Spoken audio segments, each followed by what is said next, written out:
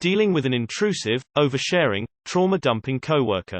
I started a new job about a few months ago at a new office and recently met this newer younger coworker who started about the same time as me.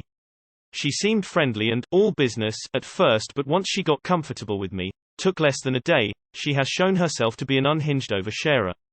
And on top of that, every conversation we have, no matter how public, ends up being a trauma-dumping session for her. It's extremely awkward for me to be overheard having these conversations with her in public, even though I talk maybe 1% of the time in a given conversation, because she talks significant other loudly and anyone walking by thinks I am part of her emotionally charged dumping sessions. She has latched onto me like a lost puppy and we met a few days ago.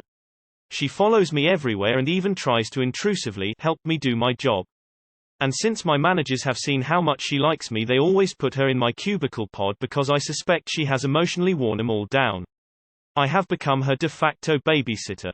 She is very nice and doesn't mean harm, but she has clear trauma and trust issues that she needs to work through.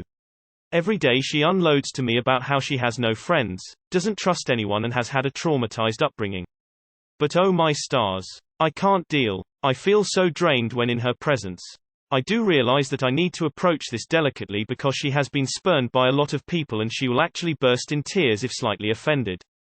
Being honest, I really don't know why they hired someone like this for the position we have, which is a high-stress job that involves a lot of teamwork. She has made it clear that she does not like or trust 9/10 of the other girls we work with, even though they are all perfectly nice and normal co-workers. She is just bringing her old trauma into the workplace. What can I tell her to shut this down professionally? Because I just want to work in peace. Too long did not read. New coworker is a extremely intrusive, easily upset oversharer and I'd like to resolve this professionally without causing her fifth meltdown. Speaking to her directly but kindly is great advice, but I will add one thing. Accept that she is going to be hurt. She will probably be mad at you, passive-aggressive, and there is nothing you can do about that. So, accept it. There's no perfect way you can say this so she doesn't get upset, so do it as calmly and publicly as you can, so she can't run to others and say you said something you didn't. For example, you're sitting in your cubicle and she starts in and you say your prepared statement. Do not say, "I'm sorry." Do not move the conversation into a conference room or explain more. Have a kind but firm statement for when she forgets and starts up again. Short. No apologies. Best of luck.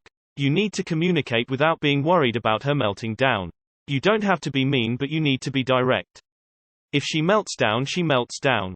It's not your responsibility to manage her emotions and play therapist. She needs to learn this behavior isn't okay for work. Honestly, not okay in friendships either, but that's not your business. Make a complaint to HR straight away and get a signed by HR copy of your complaint as well as email confirmation. Tell HR that you are going to email Ms. Oversharer to stop talking to you about anything not work related. Letting HR know will be your defense when Ms. Oversharer makes a false claim of less than some lie against you. If you don't know how to part ways in your work environment, you probably should go see counseling yourself.